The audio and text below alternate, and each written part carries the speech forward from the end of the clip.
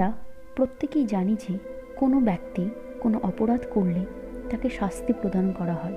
শাস্তি হিসেবে কোনো ব্যক্তিকে ফাঁসিও দেওয়া হয়।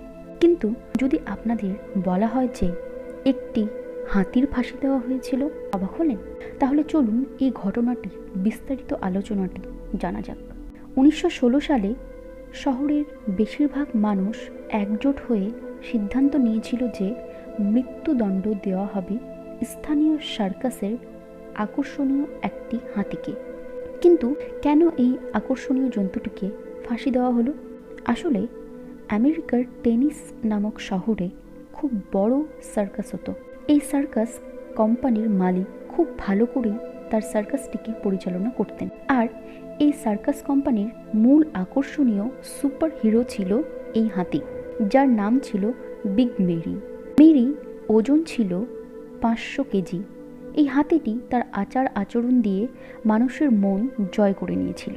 এই হাতিটির জন্যই মূলত সার্কাসটি অনেক জনপ্রিয়তা লাভ করেছিল। মেরি ও তার মনিব, অর্থাৎ যে মেরিকে দেখাশোনা করত, মানে মেরির কেয়ারটেকার, তাদের দুজনের মধ্যে একটি সুসম্পর্ক ছিল। মেরি কলা খেতে ভীষণ পছন্দ করত। সে একবারে প্রায় 40 থেকে 50টি কলা খেয়ে নিত খুব সহজেই। সব কিছু খুব ভালো করেই চলছিল। এরপর একদিন হঠাৎ মেরির কেয়ারটেকার কাজ ছেড়ে চলে যায়। আর এই বিষয়টি মেরি একদম মেনে নিতে পারেনি। তাই সর্বদাই মেরি মন খারাপ করেই থাকত। সেই সময় মেরির জন্য একটি নতুন কেয়ারটেকার রাখা হয়। কিন্তু এই নতুন কেয়ারটেকার এর সঙ্গে মেরির সম্পর্ক স্বাভাবিক হতে কিছু সময় দরকার ছিল।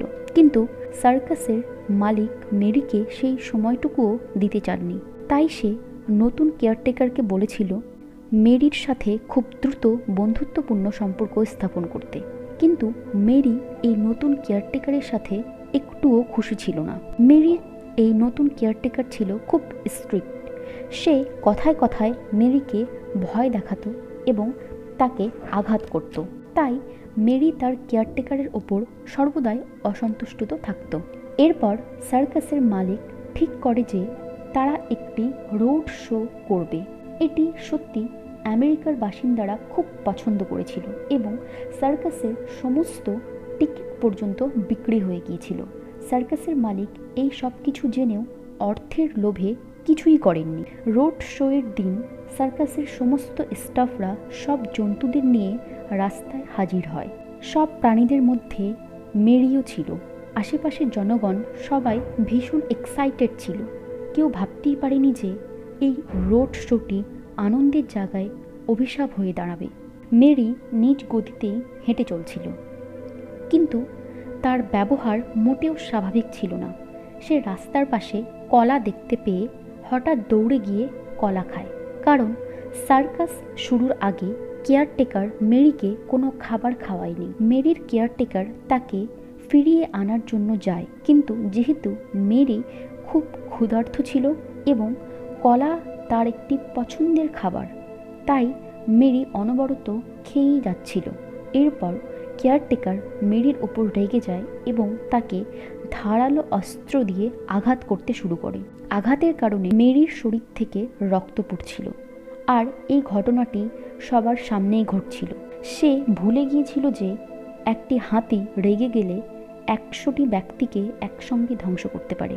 মেরি আর সহ্য করতে না পেরে সে কেয়ারটেকারকে নিচে ফেলে দেয় এবং পা দিয়ে পিষে মেরে ফেলে। এই ঘটনা দেখে সার্কাসে আসা মানুষ সবাই ভয় পেয়ে যায় এবং চারিদিকে ছুটতে শুরু করে। এরপর পুরো শহরের মানুষ মেরির উপর খুব রেগে যায় এবং মেরিকে শাস্তি দেওয়ার কথা সবাই বলতে থাকে।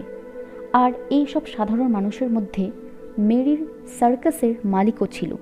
তারা সবাই মিলে মেরির ওপর হামলা করে, কিন্তু মেরি সেখান থেকে দৌড়ে পালিয়ে যায়। কিন্তু পালিয়ে গিয়েও মেরি বেঁচে যায়নি, কারণ পুরো শহরের মানুষ মেরিকে মারার পরিকল্পনা করছিল। কেউ চেয়েছিল মেরিকে কষ্ট দিয়ে দিয়ে মারা হোক, আবার কেউ চেয়েছিল মেরিকে ইলেকট্রিক শক দিয়ে মারা হোক। শেষ পর্যন্ত এই মামলাটি কোর্টে পর্যন্ত চলে যায়। সেখানে সাধারণ মানুষের প্রেশার এতটাই বেশি ছিল যে কোর্টের জাজ পর্যন্ত মেরিকেই দোষারোপ করেছিল। এরপর 13ই সেপ্টেম্বর 1916 সালে মেরিকে ফাঁসি দেওয়া হয়। একটি ক্রেনের সাহায্যে মেরিকে ঝুলিয়ে 3000 মানুষের সামনে মেরিকে ফাঁসি দেওয়া হয়েছিল, যা সত্যি মর্মান্তিক। এই ঘটনাটি মানুষের মনুষ্যত্বকে কিছুটা নাড়িয়ে দেয় এবং কিছুটা প্রশ্নের মুখেও ফেলে। আসলে যখন মেরি ক্ষুধার্ত অবস্থায় ছিল তখন তার কেয়ারটেকার তাকে বারংবার ধারালো অস্ত্র দিয়ে আঘাত করত এবং রক্তপাত করেছিল। তখন আশেপাশের জনগণ সেটা দাঁড়িয়ে দাঁড়িয়ে উপভোগ করছিল। কিন্তু এর ঠিক উল্টোটা যখন হলো, অর্থাৎ মেরি যখন তার কেয়ারটেকারকে মেরে ফেললো, সেই রক্ত সাধারণ মানুষ দেখতে পারলো না বলে মেরিকে ফাঁসিতে ঝুলিয়ে দিল। আমাদের আশেপাশেও যদি আমরা লক্ষ্য করি, খানিকটা এরকম সিচুয়েশন আমরা দেখতে পাই। রাস্তার কুকুর বা রাস্তার যে কোনো প্রাণীকে খুব অনায়াসে আমরা আঘাত করে ফেলি, কিন্তু এটা একদমই মনুষ্যত্বের কাজ না। আপনাদের কি রায় এই বিষয়ে আমাকে কমেন্টের মাধ্যমে জানাতে পারেন। আর আপনারা যদি এরকমই আকর্ষণীয় ভিডিও দেখতে পছন্দ করেন তাহলে আমার চ্যানেলটি সাবস্ক্রাইব করার অনুরোধ রইল। ধন্যবাদ।